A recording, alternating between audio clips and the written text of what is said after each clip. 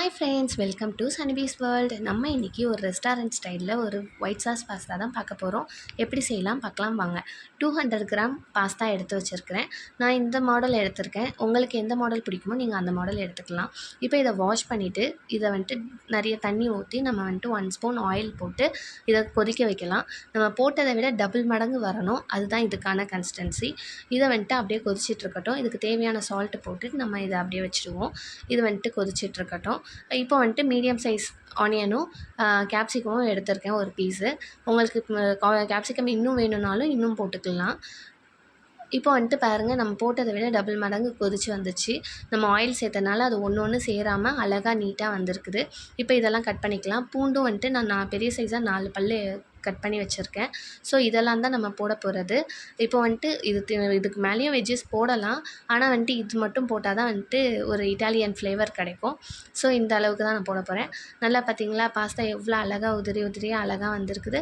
இந்த மாதிரி நம்ம ரெடி பண்ணி வச்சுக்கலாம். இப்போ ஒரு பேன் வச்சு அதில் பட்டர் போட்டுட்டு அதில் வந்துட்டு ஒரு 1/4 கப், இப்போ வந்துட்டு இது 1/3 கப்பு, அந்த மெஷரிங் கப்புக்கு ஒரு கப்பு வந்துட்டு மைதா போட்டிருக்கோம். இந்த மைதாவும் பட்டரும் நல்லா மிக்ஸ் ஆகி நல்லா இப்படி நம்ம டோஸ்ட் பண்ண அது வந்துட்டு ஒரு பீச் மண் அந்த மாதிரியான ஒரு கன்சிஸ்டன்சிக்கு வரும். அதுதான் நமக்கு வந்து இதுக்கான கரெக்டான ஒரு இது. இப்போ வந்துட்டு ஒரு 1/2 லிட்டர் பால் எடுத்துக்கலாம். 1/2 லிட்டர் பாலை அதில் ஊற்றிட்டு இது வந்து சீஸ் வந்து உங்கள்கிட்ட இருந்துச்சுன்னா போடுங்க, இல்லைனா வேண்டாம், அது ஆப்ஷனல் தான். தேவையான அளவுக்கு சால்ட் போட்டுக்கோங்க. போட்டுட்டு அது நல்லா கொதிச்சிட்ருக்கட்டும்.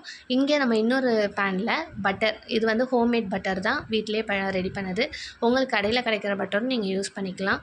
இப்போ வந்துட்டு இந்த நம்ம கட் பண்ணி வச்சுருக்கிற வெஜ்ஜஸ் எல்லாம் போட்டு இதை கொஞ்சம் நம்ம வதக்கி எடுத்துடலாம். இது ஆக்சுவலாக ரொம்ப சாட்டே ஆகணும்னு அவசியம் இல்லை, லைட்டாக நம்ம சாட்டே பண்ணால் போதும். இது வந்துட்டு இதுக்கு தேவையான சால்ட்டை ஆட் பண்ணிக்கோங்க. அந்த கலர் சேஞ்ச் தான் நமக்கு அதுக்கு தேவை, ரொம்ப ஒன்றும் அது வதங்கணும் அப்படின்லாம் கிடையாது. இப்போ இந்த இதில் இருக்கும் போது நம்ம இதை வந்துட்டு ஒயிட் சாஸில் வந்துட்டு ஆட் பண்ணிக்கலாம். இதை நல்லா மிக்ஸ் பண்ணிவிட்டு அதுக்கப்புறம் நம்ம ரெடி பண்ணி வச்சுருக்கிற பாஸ்தாவையும் எடுத்துக்கலாம். பாருங்கள் எவ்வளோ அழகாக தனித்தனியாக இருக்குது. இதை நல்லா மிக்ஸ் பண்ணிவிட்டு இதை வந்துட்டு அதோட மிக்ஸ் ஆகிட்டு வரட்டும். இது கொஞ்சம் நேரம் கொதிக்கணும். இப்போ வந்துட்டு இந்த லெவலில் உங்களுக்கு வந்து தேவையான அளவுக்கு இன்னும் க்ரீமியாக வேணும் அப்படின்னா இன்னும் நீங்கள் பாலோ இல்லை வாட்டரோ ஆட் பண்ணிக்கலாம். இது வந்து சில்லி ஃப்ளேக்ஸ் போட்டிருக்கேன். இதுவும் வீட்டில் பண்ணது தான். இது பெரிய விஷயம்லாம் கிடையாது. ஒரு 4 காஞ்ச மிளகாவை பல்ஸ் மோடில் வச்சு அரைச்சி எடுத்துக்கலாம்.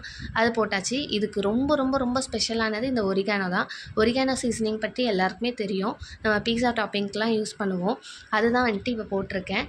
அது வந்துட்டு ஒரு பேக்கெட் நான் ஃபுல்லாக போட்டிருக்கேன். உங்களுக்கு இன்னமும் வேணும்னாலும் போட்டுக்கலாம். நல்லா ஃப்ளேவராக சூப்பராக இருக்கும்.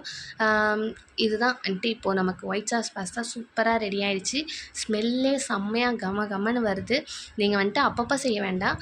என்றைக்காவது பிள்ளைங்களுக்கு ஆசையாக நீங்கள் வந்துட்டு வெளியே சாப்பிட்ணுன்றப்ப இது செஞ்சு கொடுத்து பார்த்து அசத்துங்க. சூப்பராக இருக்கும். பாய்.